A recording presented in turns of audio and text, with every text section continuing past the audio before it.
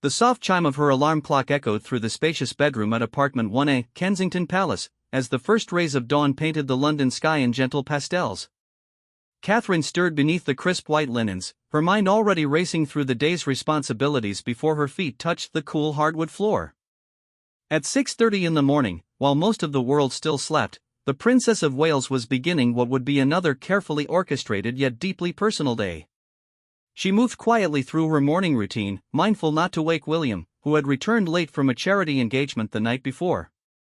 The bathroom mirror reflected a woman who, despite her royal title, looked remarkably like any other mother preparing for a busy day. Her hair fell in natural waves around her shoulders, and, without makeup, her face showed the gentle lines that came from years of genuine smiles and the occasional worry that motherhood brought. Catherine's morning skincare routine was simpler than many imagined. She cleansed her face with a gentle cream cleanser, applied a vitamin C serum that had become her morning staple, and finished with a moisturizer with SPF protection. These moments of quiet self-care weren't about vanity but about taking a few precious minutes for herself before the day consumed her attention entirely. The wardrobe selection process was more complex than most people realized. Catherine stood before her organized closet, considering not just the weather and her schedule, but the message each outfit would convey. Today's agenda included a visit to a children's hospital, followed by a meeting with her early childhood development team, and ending with a reception for military families.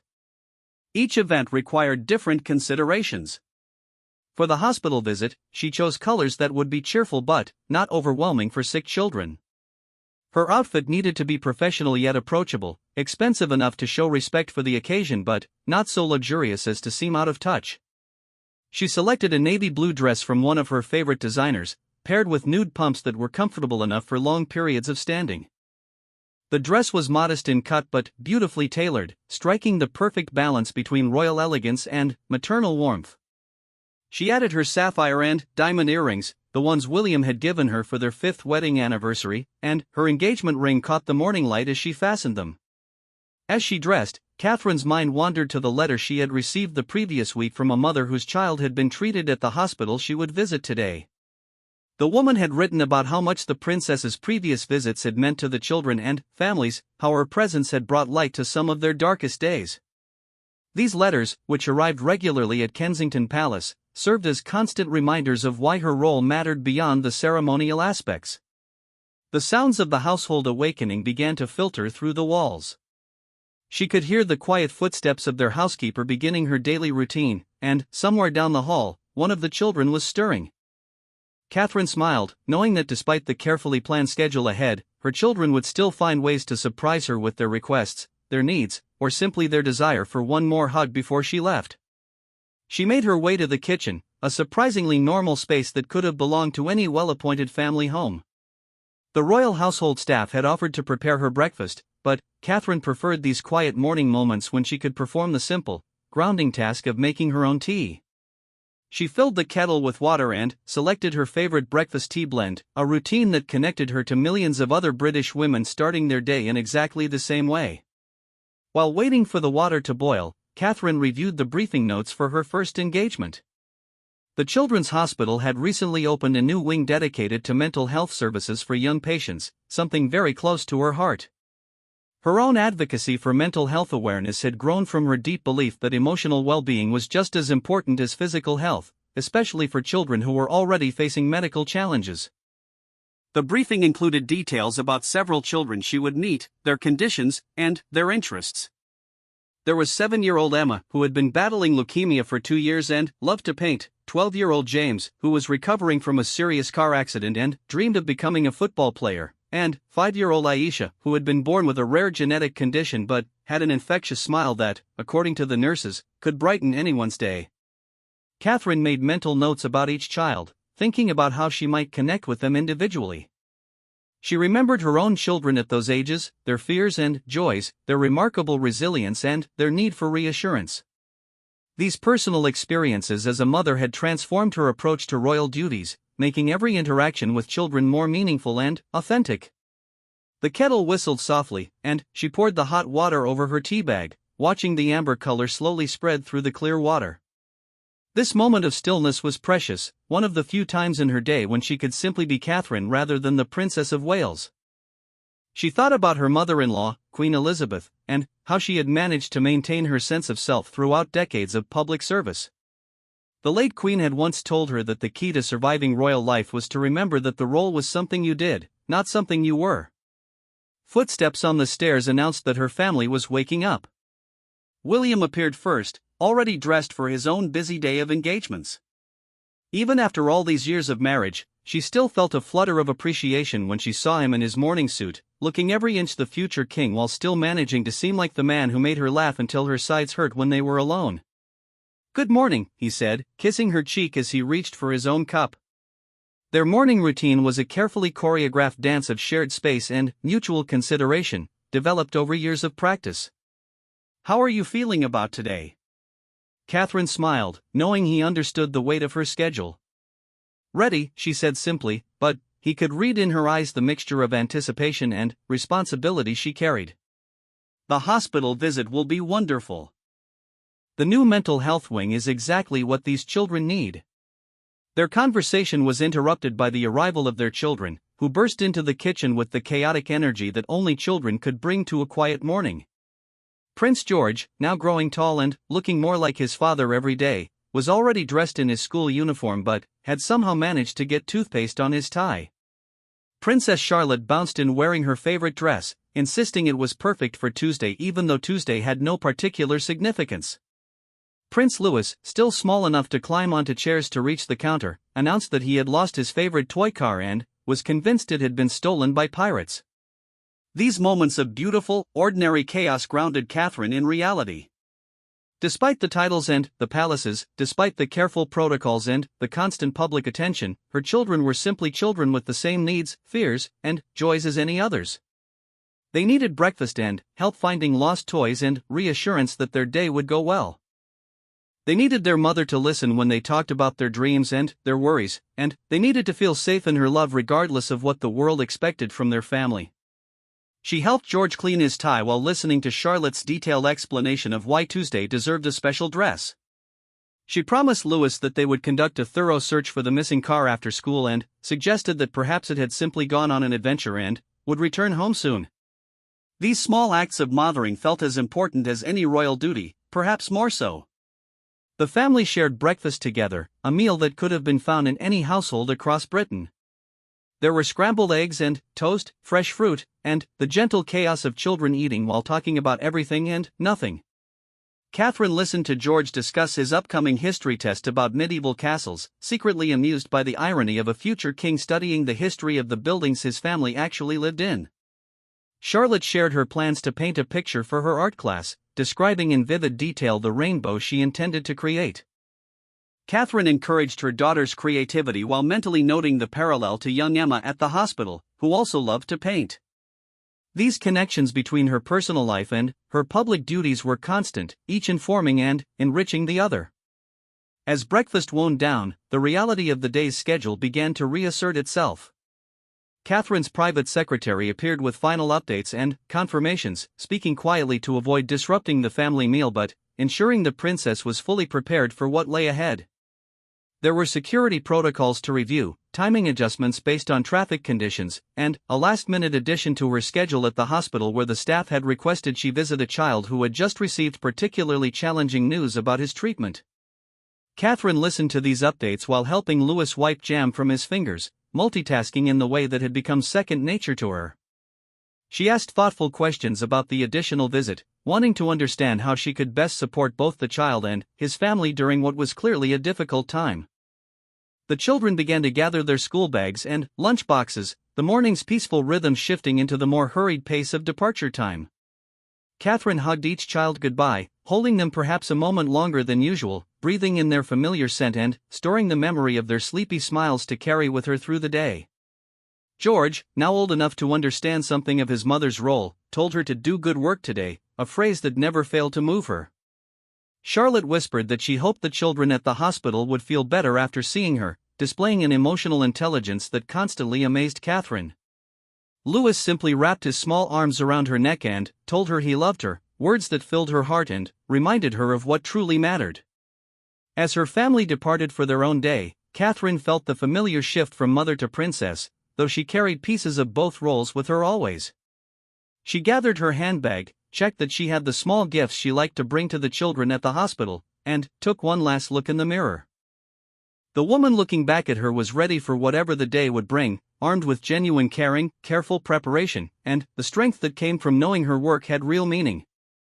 The car that would take her to her first engagement was waiting outside, her protection officers having already coordinated with the hospital security team to ensure everything would run smoothly.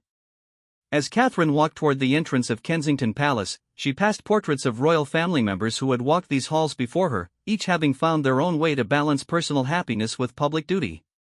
She thought about the children she would meet in just a few hours, about their courage in facing challenges that would overwhelm many adults, and about their families who watched over them with the same fierce love she felt for her own children.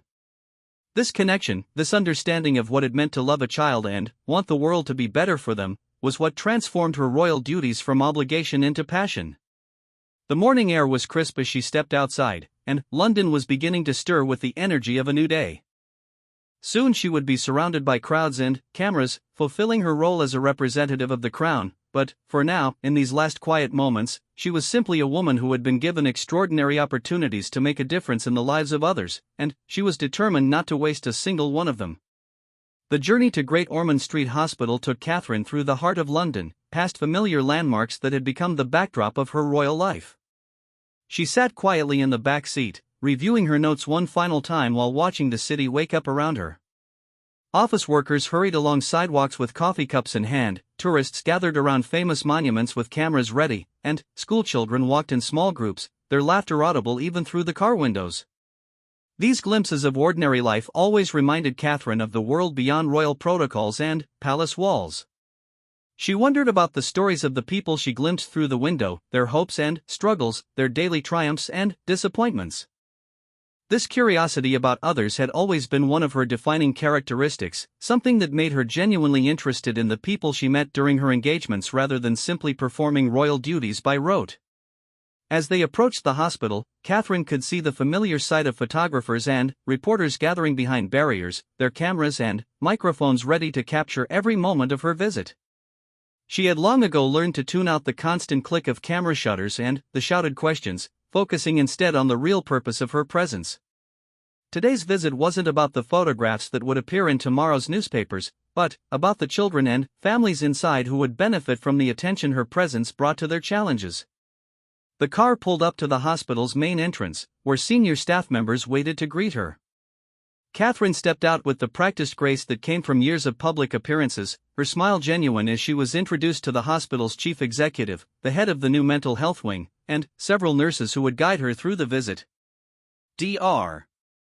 Sarah Mitchell, the consultant psychiatrist who had spearheaded the development of the new mental health services, stepped forward with an expression of nervous excitement.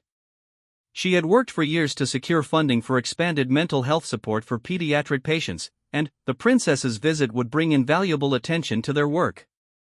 "Your Royal Highness," Dr. Mitchell said, offering a slight curtsy, "we're absolutely thrilled to have you here today. The children are so excited to meet you, and I know your visit will mean the world to them and their families." Catherine shook her hand warmly, immediately putting the doctor at ease. "Thank you so much for having me, and for all the incredible work you're doing here. I've read about the new mental health wing, and I'm so impressed by your innovative approach to treating the whole child, not just their physical symptoms." As they walked through the hospital corridors, Catherine was struck by the careful attention to creating a welcoming, non-institutional atmosphere. The walls were painted in soft, cheerful colors, and artwork created by young patients lined the hallways. She paused to examine several pieces, asking about the artists and making mental notes to mention them during her conversations with the children. The first stop was the new therapy rooms, designed specifically for children dealing with the emotional challenges that came with serious illness. The space was unlike any traditional hospital room Catherine had ever seen. Soft natural lighting filtered through large windows, comfortable seating areas were arranged to feel more like a family living room than a clinical setting, and interactive elements throughout the space invited children to engage with their environment in positive ways. Dr. Mitchell explained how the design of the space was based on extensive research into what helped children feel safe and comfortable when discussing difficult emotions. We found that traditional clinical settings often made children feel more anxious, she said. By creating spaces that feel more like home, we've seen remarkable improvements in how willing children are to open up about their fears and concerns. Catherine listened intently, asking thoughtful questions about the therapeutic approaches being used and the training provided to staff members. Her genuine interest was evident in the detailed nature of her questions and the way she connected the information to her own advocacy work in mental health awareness. This aligns so perfectly with what we're learning about early intervention, Catherine observed. When children develop healthy coping mechanisms during these challenging experiences, it serves them throughout their lives. The conversation was interrupted by the arrival of Emma, the 7-year-old with leukemia who loved to paint. She appeared around the corner in a wheelchair pushed by her mother, wearing a bright yellow headscarf that couldn't quite hide her lack of hair from chemotherapy treatments. Despite her physical frailty, Emma's eyes sparkled with excitement as she spotted the princess. Catherine immediately crouched down to Emma's eye level, a gesture that came naturally from her own experience as a mother. "Hello, Emma," she said softly. "I've heard you're an amazing artist. Would you like to show me some of your paintings?" Emma's face lit up as she nodded enthusiastically. Her mother, clearly moved by the princess's gentle approach, guided them toward a small alcove where several of Emma's recent works were displayed. The paintings showed remarkable skill for a child her age, but, more importantly, they revealed a spirit that refused to be dimmed by her illness. "This one is my favorite," Emma said, pointing to a vibrant painting of a garden filled with flowers of every imaginable color. "I painted it when I was feeling really sad about losing my hair. But, then, I remembered that flowers grow back every spring, so maybe my hair will too." Catherine felt her throat tighten with emotion at the child's wisdom and resilience. "That's absolutely beautiful, Emma, and you're absolutely right about flowers growing back. Your painting makes me feel so happy, and I think it would make anyone who sees it feel happy too." They spent several minutes discussing Emma's artwork, with Catherine asking about her favorite colors and techniques while Emma beamed with pride at having such an interested audience. The princess's attention was completely focused on the child, ignoring the cameras and reporters who had been permitted to capture portions of the visit. Emma's mother, who had been quietly watching the interaction, stepped forward when there was a natural pause in the conversation. "Your Royal Highness," she said, her voice thick with emotion, "I can't tell you what this means to us. Emma has been talking about your visit for weeks, and seeing her smile like this." She paused, unable to continue for a moment. "It's the brightest I've seen her in months." Catherine stood and took the woman's hand, understanding the weight of fear and hope that every parent in this hospital carried. "Emma is an extraordinary little girl," she said. "Her strength and her art are truly inspiring. And you're doing an amazing job supporting her through all of this." The next stop was the adolescent ward, where 12-year-old James was waiting. His story was different from Emma's but equally challenging. The car accident that had injured his spine had not only threatened his dream of becoming a professional footballer but had also left him struggling with depression and anxiety about his future. James was initially less enthusiastic about the royal visit, slouched in his hospital bed with his arms crossed and a skeptical expression. Catherine recognized the defensive posture immediately, remembering similar behavior from teenagers she had worked with in various charitable contexts. This was a young person trying to protect himself from further disappointment by not allowing himself to hope or get excited about anything. Rather than launching into cheerful small talk, Catherine pulled up a chair beside his bed and sat quietly for a moment. "I heard you love football," she said eventually. "So do my boys. George is completely obsessed with it right now." James glanced at her with slight interest. "Yeah? What team does he support?" "Aston Villa, actually," Catherine replied with a smile. "William got him into it, and now George knows more statistics about their players than I ever thought a 9-year-old could remember." This admission broke through James's defensive barriers slightly. "That's cool. I support Chelsea. Or I did, anyway." His voice trailed off, and Catherine could hear the pain behind his words. "Tell me about that," she said gently. "What position did you play?"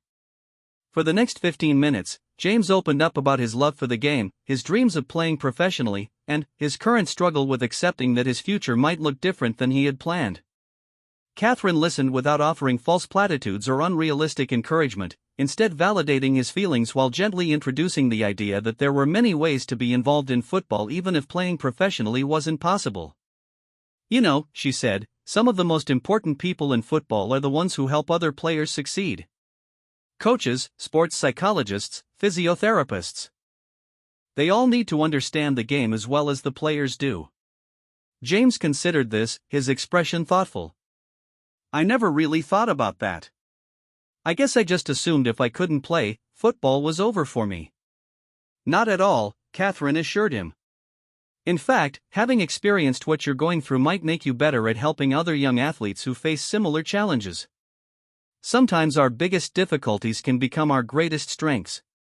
Dr. Mitchell, who had been observing the conversation, was struck by how naturally Catherine had shifted the focus from what James had lost to what he might gain. This was exactly the kind of reframing that the hospital's mental health team worked to achieve with their patients, but it had taken weeks of therapy sessions to get James to this point of openness. The final individual visit was with 5-year-old Aisha, whose genetic condition required ongoing medical care but whose personality was as bright as her smile suggested. She was waiting in the playroom with her grandmother, surrounded by toys and clearly excited about meeting a real princess. "Are you really a princess?" Aisha asked the moment Catherine entered the room, her eyes wide with wonder. "I am," Catherine replied, sitting cross-legged on the floor beside the little girl. "But I'm also a mummy, just like your mummy. I have 3 children at home." Aisha processed this information seriously. "Do they live in a castle?" "We live in a palace, which is a bit like a castle, but not as exciting as you might think," Catherine said with a laugh. "It's just a very big house with lots of rooms and some fancy furniture." This honest, age-appropriate explanation delighted Aisha, who immediately launched into a detailed description of her own house and her pet cat, Whiskers, who apparently had very strong opinions about vegetables. Catherine listened with genuine attention, asking follow-up questions and laughing at appropriate moments. Aisha's grandmother watched this interaction with tears in her eyes. Her granddaughter had been through so much medical trauma in her short life, and seeing her chat so naturally with the princess felt like a moment of pure childhood joy that had been too rare lately. The group portion of the visit brought Catherine to the hospital's main children's ward, where a dozen young patients and their families had gathered. The atmosphere was one of excited anticipation mixed with the underlying tension that permeated any space where seriously ill children received treatment. Catherine moved through the group with practiced ease, spending time with each family while being careful not to show favoritism or make anyone feel overlooked. She admired artwork, listened to stories about favorite school subjects, and answered questions about her own children with the kind of maternal warmth that made even the shyest children comfortable talking with her. One particularly poignant moment came when 8-year-old Michael, who had been receiving treatment for a brain tumor, presented her with a drawing he had made specifically for her visit. The picture showed a stick figure woman wearing a crown standing next to a hospital, with the words "Thank you Princess Catherine" written in careful block letters across the top. "This is absolutely wonderful, Michael," Catherine said, accepting the drawing with obvious emotion. "I'm going to keep this in my office so I can look at it every day and remember what a talented artist you are." Michael beamed with pride, and his parents exchanged glances that spoke of their gratitude for this moment of happiness in what had been a very difficult period for their family. As the formal visit concluded, Catherine took time to speak privately with several of the parents, understanding that they too needed support and recognition for their strength in caring for sick children. These conversations happened away from cameras, without fanfare, but were often the most meaningful parts of her hospital visits. One mother broke down while describing the challenges of maintaining hope when her daughter's treatment wasn't progressing as expected. Catherine listened without trying to fix anything, simply offering her presence and understanding as someone who, while blessed with healthy children, could imagine the depth of such fear and love. "You're doing everything right," Catherine assured her. "Sometimes the most important thing we can do for our children is simply love them through the difficult times, and that's exactly what you're doing." Before leaving the hospital, Catherine met with the senior medical staff to discuss how her patronage of various mental health organizations might support their work going forward. These behind-the-scenes conversations were often where the real impact of royal visits was planned and developed. Dr. Mitchell outlined several research projects that could benefit from royal attention and funding, including studies on how family-centered mental health support improved outcomes for pediatric patients. Catherine listened carefully, asking detailed questions about timelines, funding needs, and how success would be measured. "I'd like to stay involved with this work," Catherine said. "Perhaps we could arrange for some of my mental health initiative team to meet with your researchers to explore collaboration opportunities." As her car pulled away from Great Ormond Street Hospital, Catherine sat quietly, processing the emotional intensity of the morning's visits. Each child's story had touched her deeply, reminding her of both the fragility and the remarkable resilience of young people facing enormous challenges. She thought about Emma's painting of the garden, James's gradual acceptance that his dreams might evolve rather than end, and Aisha's infectious joy despite her medical struggles. These children had taught her as much as she hoped she had encouraged them, and she carried their stories with her as inspiration for her continued advocacy work. The drive to her next engagement gave Catherine time to decompress and transition from the emotional intensity of the hospital visit to the more formal atmosphere of her afternoon meeting. But she knew that the faces and voices of the children she had met would stay with her, informing her work and reminding her of why her platform as Princess of Wales could make a real difference in the lives of others. The Royal Foundation offices in central London provided a stark contrast to the hospital's warm, child-centered environment.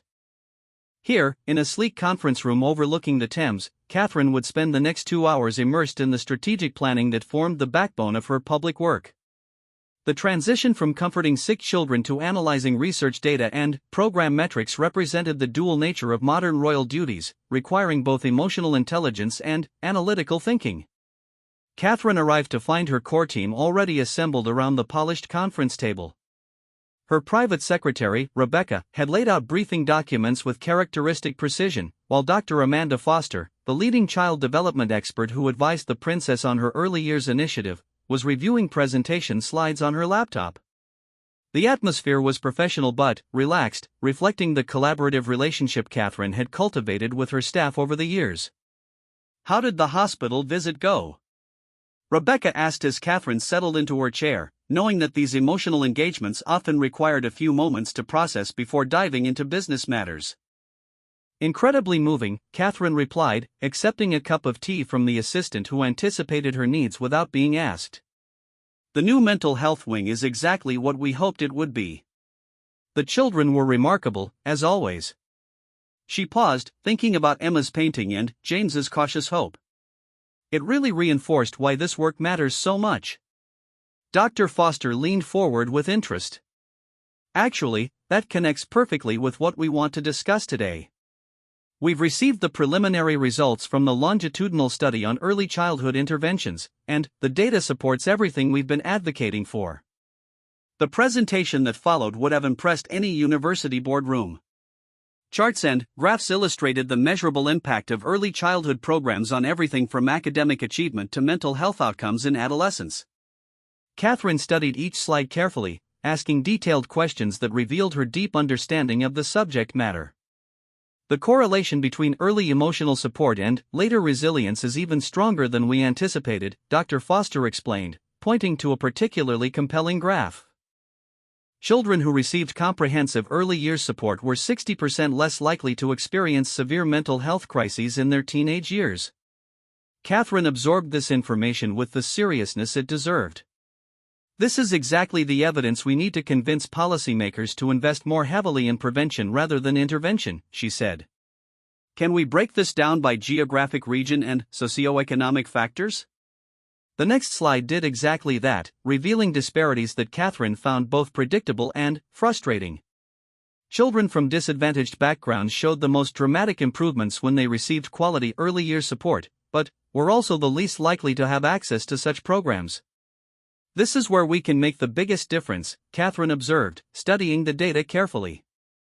"If we can demonstrate that investing in early years programs in disadvantaged communities produces both better outcomes for children and long-term cost savings for society, we have a compelling case for policy change." Rebecca pulled out her tablet to make notes as Catherine outlined her vision for the next phase of their advocacy work.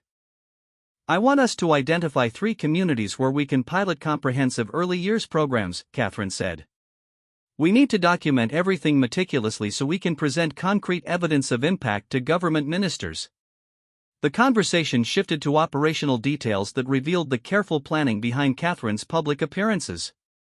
Each engagement was designed not just to raise awareness but to gather evidence, build relationships, and advance specific policy goals.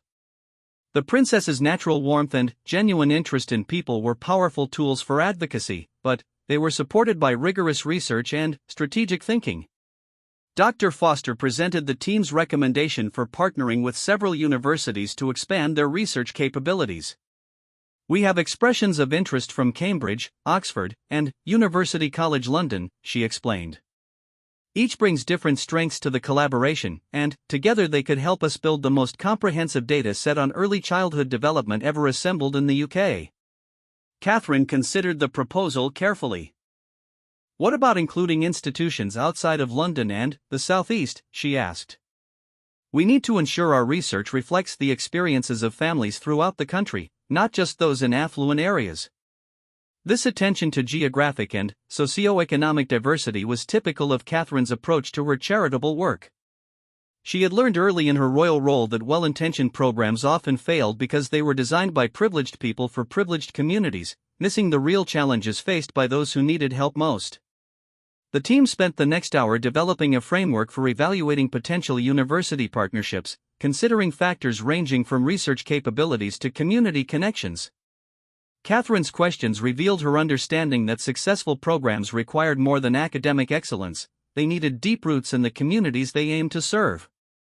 I want to visit each potential partner institution, Catherine decided.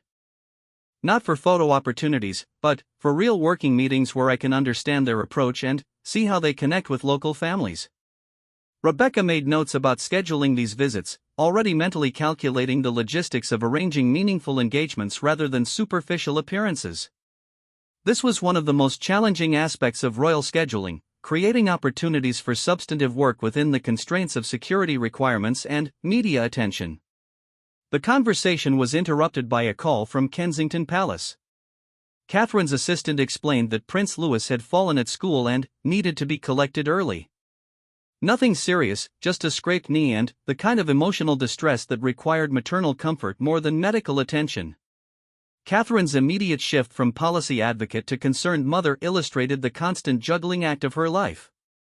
I need to go, she said, already gathering her papers. Can we continue this discussion tomorrow morning?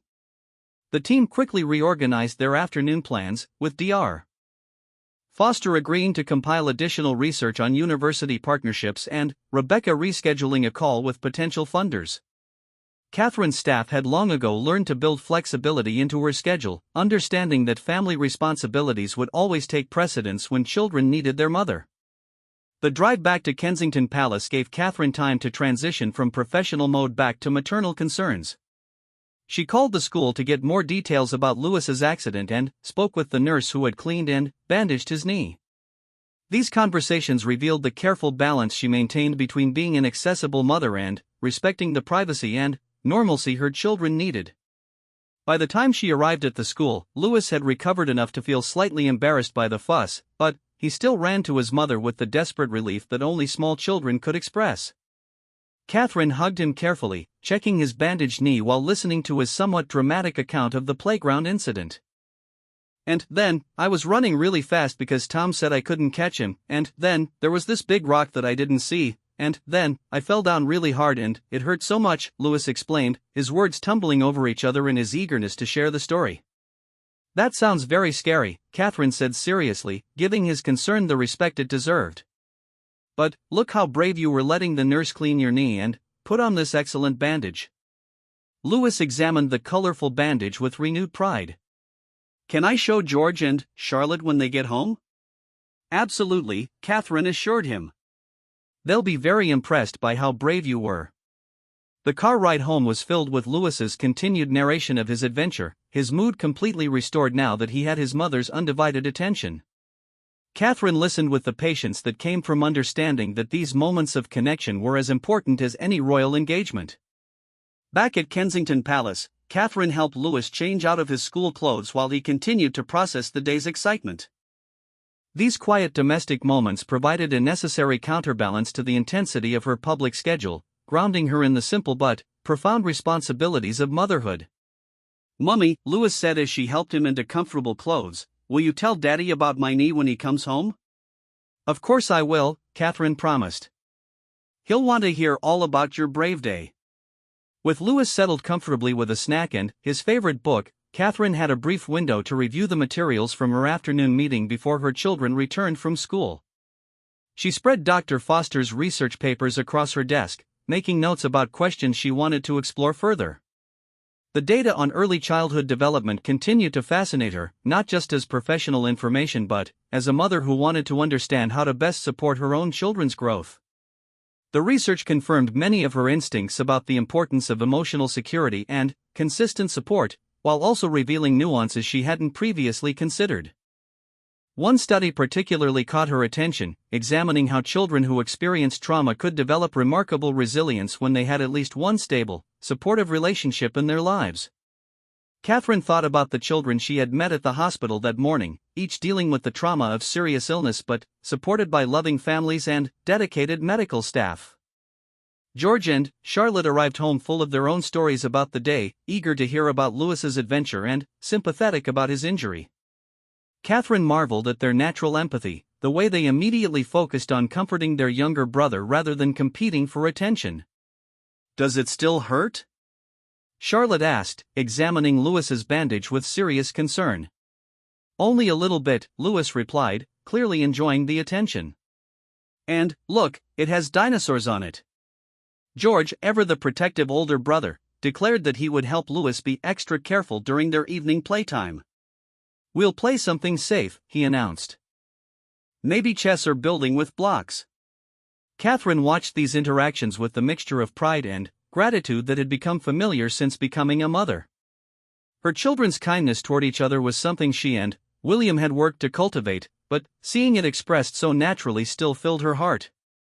The afternoon homework supervision revealed another aspect of Catherine's daily routine that rarely made headlines but consumed significant time and energy. George needed help with mathematics problems that were becoming increasingly challenging, while Charlotte required patient encouragement to complete a writing assignment about her favorite family tradition. "I want to write about our Sunday morning pancakes," Charlotte announced, "but I don't know how to spell delicious." Catherine helped her sound out the word while simultaneously checking George's multiplication tables and keeping an eye on Louis, who was allegedly playing quietly but actually attempting to teach his stuffed animals to perform acrobatic feats. These moments of domestic multitasking were perhaps the most realistic aspect of Catherine's daily life, proving that even princesses faced the universal challenges of helping children with homework while managing household chaos. The children's tea time was a carefully orchestrated event that balanced nutrition with the diplomatic challenge of convincing three young people to eat vegetables they had rejected the previous day.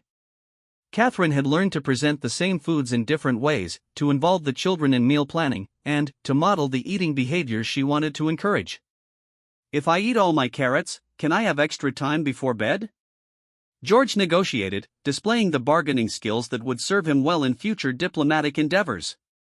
"Let's start with eating the carrots because they're good for your body," Catherine replied diplomatically, "and then we'll see about bedtime." Charlotte, observing this exchange, strategically ate her own vegetables without comment, earning an approving smile from her mother.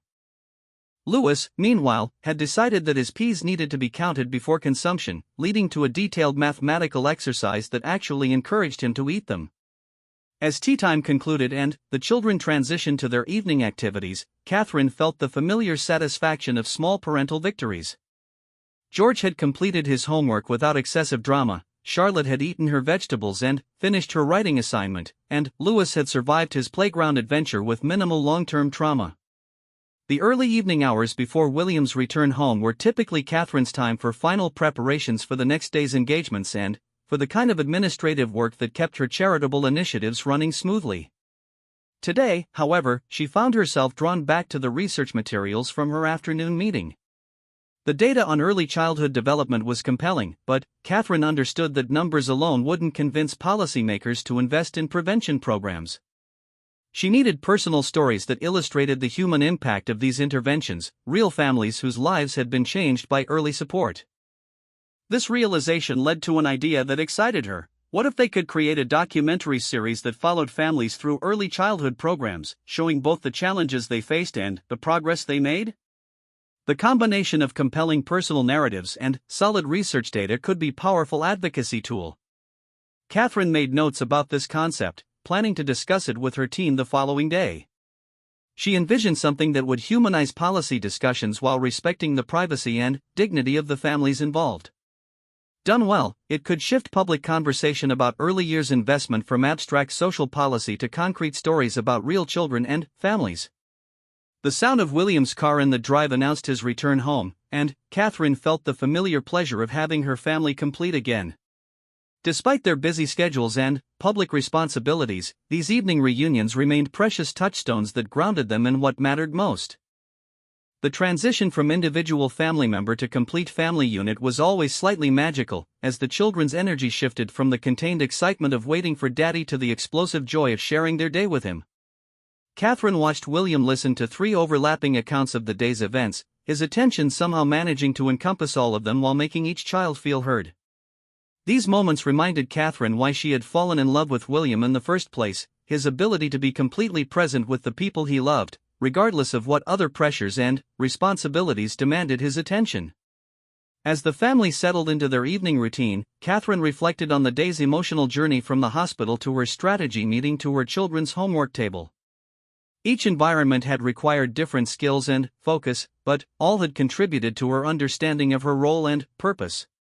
The children she had met at the hospital that morning remained in her thoughts, their courage and resilience inspiring her continued commitment to improving support for vulnerable families.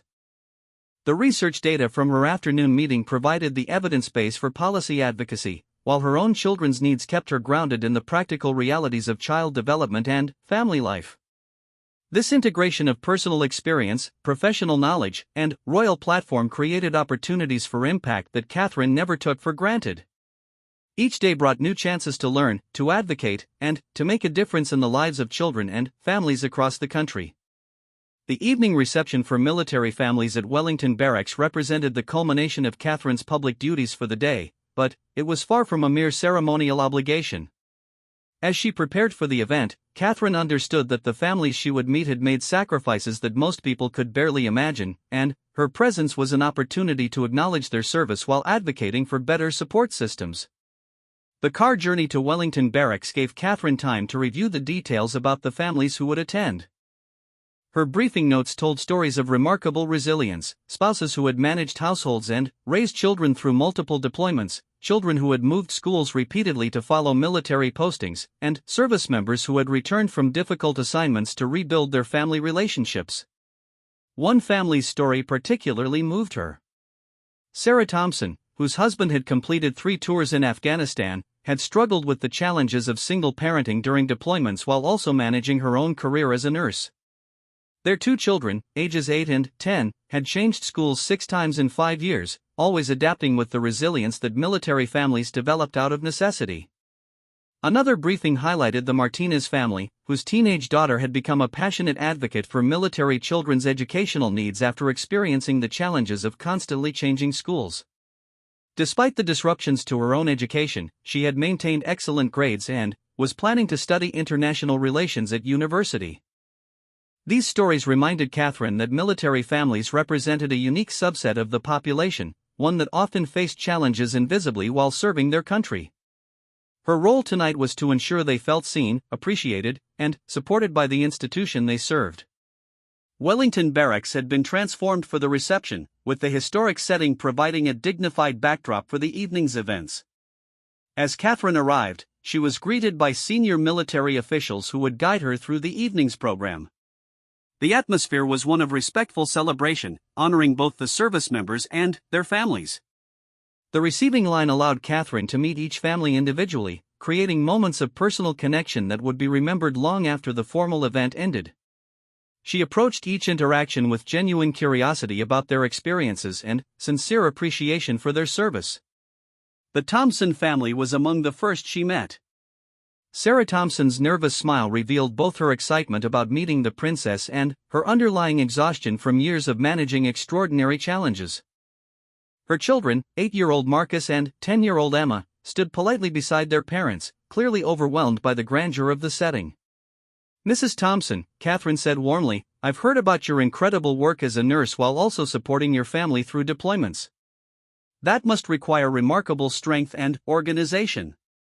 Sarah's eyes filled with tears at this recognition. "Thank you, Your Royal Highness. Some days I wonder how we manage it all, but you just find a way, don't you? The children are amazing, really. They're much braver than I am." Catherine crouched down to speak with Marcus and Emma directly. "Your mummy tells me you've been to lots of different schools. That must be quite an adventure, but also sometimes difficult." Emma, the older child, nodded seriously. "It's hard making new friends every time we move, but we've learned that military kids understand each other really well. We know what it's like to miss Daddy and to start over in new places." The maturity in Emma's voice struck Catherine deeply. This 10-year-old had already learned lessons about adaptability and resilience that many adults never mastered. "That's very wise," Catherine replied. "I think you and Marcus are teaching other children important lessons about courage and friendship." Marcus, emboldened by his sister's example, added, "We keep a map in our room with pins showing all the places we've lived. Mummy says it shows how many adventures we've had." Catherine smiled at this positive reframing of what could have been seen as instability. "What a wonderful way to think about it. You're collecting experiences that most children never have the chance to enjoy." The conversation with the Thompson family set the tone for the entire reception. Catherine approached each interaction with genuine interest in the family's story, specific questions about their experiences, and acknowledgement of both their challenges and their strengths. The Martinez family presented a different but equally compelling narrative. Teenage daughter Sophia had transformed her own educational challenges into advocacy work, creating a support network for other military children facing similar transitions. Her confidence and articulate explanation of her initiatives impressed Catherine immediately. "I started the Military Kids Connect program after my 5th school change," Sophia explained. "I realized that there were resources and strategies that could help military children succeed academically despite frequent moves, but no one was sharing this information systematically." Catherine was fascinated by Sophia's initiative and asked detailed questions about how the program worked. "What have you found to be the most effective strategies?" she asked. "Communication is crucial," Sophia replied with the confidence of someone who had thoroughly researched her subject. "When families can communicate effectively with new schools about a child's educational history and specific needs, the transition goes much more smoothly. We've also developed peer mentoring programs where military kids who have successfully navigated multiple moves help newcomers." The princess was impressed not only by Sophia's problem-solving skills but by her understanding of systemic issues. "Have you been able to share these strategies with education officials?" Catherine asked. "We're working on that," Sophia said. "My goal is to create standardized protocols that all schools can use when enrolling military children. The research shows that with the right support, frequent moves can actually enhance children's adaptability and global perspective rather than hindering their education." This conversation sparked Catherine's interest in exploring whether her platform could help amplify successful grassroots initiatives like Sophia's program.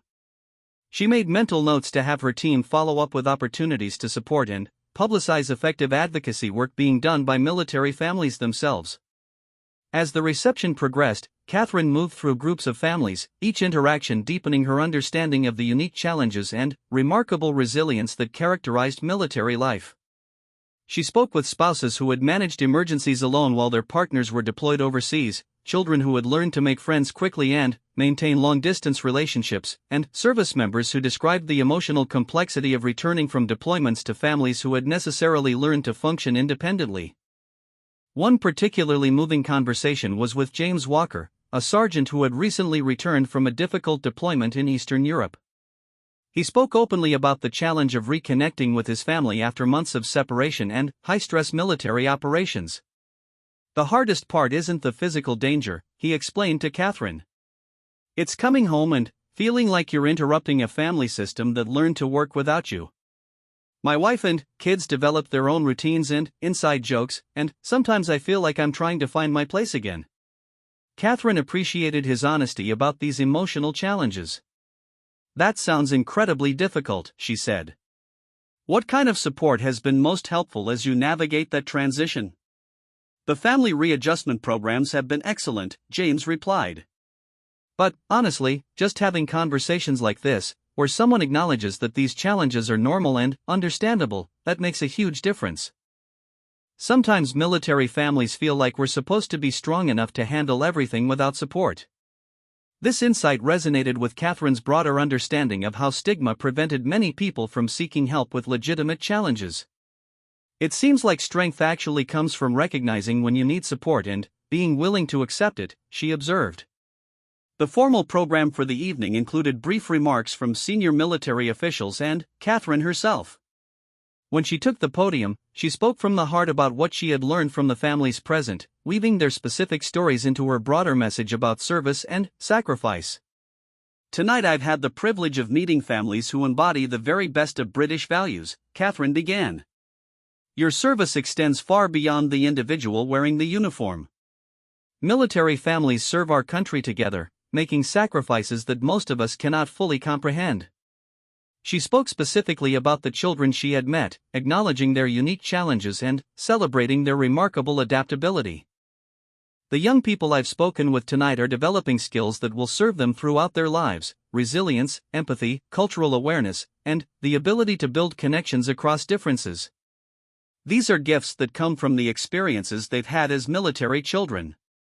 Catherine also addressed the systemic issues that had emerged from her conversations. "We must ensure that our institutions recognize and support the unique needs of military families. From educational systems that understand the challenges of frequent moves to mental health resources that address the specific stresses of military life, we have work to do to match the level of support these families provide to our country." The applause that followed her remarks was warm and sustained, but Catherine was more interested in the individual conversations that resumed as the formal program concluded.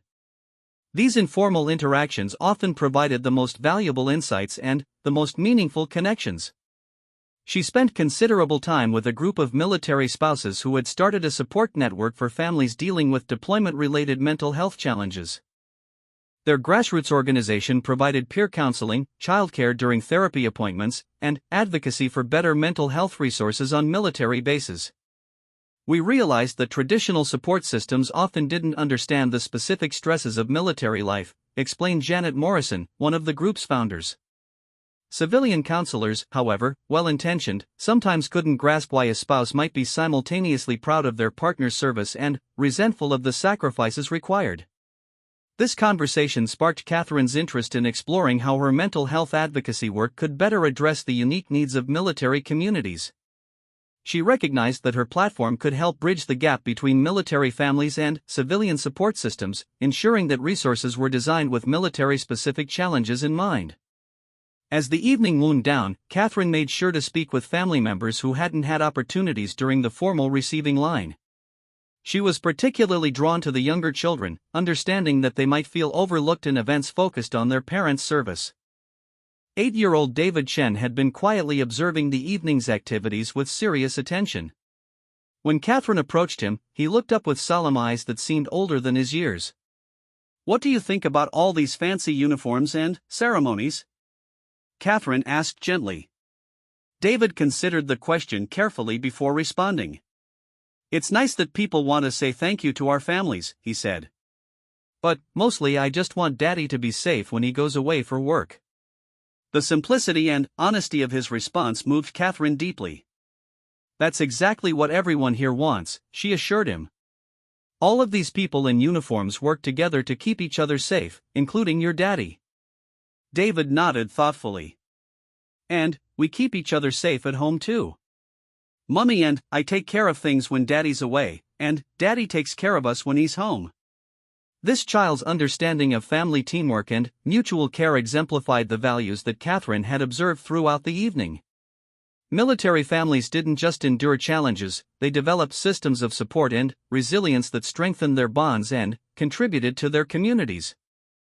The car journey back to Kensington Palace gave Catherine time to process the emotional richness of the evening's encounters. Each family's story had added depth to her understanding of service and sacrifice, while also revealing opportunities for better support and advocacy. She thought about Sofia Martinez's advocacy work and how it could be scaled to help more military children. She considered James Walker's insights about family readjustment and how mental health resources could be better tailored to military-specific challenges. She reflected on David Chen's simple but profound understanding of family responsibility and how it illustrated the values that military service both required and cultivated. Back at Kensington Palace, Catherine found her own family settled into their evening routines. William was reading bedtime stories to the children, his voice carrying the gentle cadences that had become one of Catherine's favorite sounds. The contrast between the formal military setting she had just left and this intimate family scene highlighted the universal nature of family love and care. George looked up as she entered the nursery. "How was your party, Mummy?" "It wasn't exactly a party," Catherine explained, sitting on the edge of his bed. "It was a special dinner to say thank you to families whose mummies or daddies work as soldiers and have to travel far away for their jobs sometimes." Charlotte, ever empathetic, asked, "Were there children there whose daddies had to go away?" "That would be very sad." "There were," Catherine confirmed, "and it can be sad when families have to be separated. But these children were also very brave and strong, and they understood that their mummies and daddies were doing important work to keep people safe." Louis, who had been listening carefully, announced, "I would miss Daddy if he had to go far away for work." William, who had been quietly following this conversation, pulled Louis close. "And I would miss you too, very much. We're very lucky that my work usually lets me come home every night." This exchange reminded Catherine of how privileged her own family was to face relatively few separations compared to the military families she had met that evening. While royal duties required travel and public engagements, William's role rarely demanded the extended deployments that military families navigated regularly. As the children settled into sleep, Catherine and William had a few quiet moments to debrief the day's experiences. She shared highlights from the hospital visit and the emotional intensity of meeting children facing serious medical challenges. She described the strategic planning session for her early years initiative and her excitement about potential research partnerships. The military family's reception was particularly moving, she told William. "These families have developed such remarkable resilience, but they shouldn't have to navigate everything alone. There are so many opportunities to provide better support." William nodded, understanding both the emotional impact of these encounters and the strategic opportunities they represented. "What kind of support do you think would make the biggest difference?" Catherine had been thinking about this throughout her drive home. "Education seems to be a crucial area. Military children face unique challenges with frequent moves, and, while many adapt beautifully, they could benefit from more systematic support. Mental health resources that understand military-specific stresses are also essential." They discussed how Catherine's existing charitable work could be expanded to better serve military families, and how her platform could amplify successful grassroots initiatives like Sofia Martinez's advocacy program. As they prepared for bed, Catherine reflected on the extraordinary day she had experienced. From the children fighting serious illnesses at the hospital to the strategic planning for early childhood development programs to the remarkable resilience of military families, each engagement had contributed to her understanding of how she could use her role most effectively. The diverse nature of her daily experiences was both a privilege and a responsibility that Catherine never took lightly. Each interaction taught her something new about the challenges facing families across Britain, while also revealing opportunities to advocate for better support and understanding. Standing at her bedroom window, looking out over the quiet gardens of Kensington Palace, Catherine thought about all the families across the country who were ending their days with the same mixture of love, worry, hope, and determination that she felt. Parents were checking on sleeping children, spouses were sharing the events of their days, and families were preparing for whatever tomorrow would bring. The children at the hospital were probably falling asleep with varying degrees of pain and fear, but also with the love of their families surrounding them. Military families scattered across bases around the world were managing bedtime routines that might include video calls to deployed parents or extra comfort for children missing an absent parent. In her own home, Catherine's children slept peacefully, secure in the knowledge that both parents were nearby and that tomorrow would bring familiar routines and reliable care. This security was something she would never take for granted, especially after spending time with families facing much greater challenges. The quiet moments before sleep allowed Catherine to process the emotional intensity of her public engagements while also appreciating the simple blessing of her family's safety and togetherness. Each day brought new reminders of both the struggles that many families faced and the remarkable capacity for resilience, love, and hope that characterized the human experience. As she finally settled into bed, Catherine felt the deep satisfaction that came from meaningful work and the gratitude that arose from recognizing her extraordinary opportunities to make a difference. Tomorrow would bring new engagements, new families to meet, and new opportunities to advocate for positive change. But tonight, surrounded by the quiet sounds of her sleeping household, she could rest in the knowledge that she was using her platform purposefully and with genuine care for the people she served. The day that had begun with quiet moments of personal preparation had concluded with a deeper understanding of service, sacrifice, and the many forms that family love could take. Between these bookends lay the rich complexity of royal life, the strategic thinking required for effective advocacy, the emotional intelligence needed for meaningful public engagement, and the constant balance between personal authenticity and public responsibility. Catherine drifted toward sleep thinking about Emma's garden painting, Sophia's advocacy program, and David's simple wisdom about family teamwork. These connections between her public work and universal human experiences were what made her role both challenging and deeply rewarding.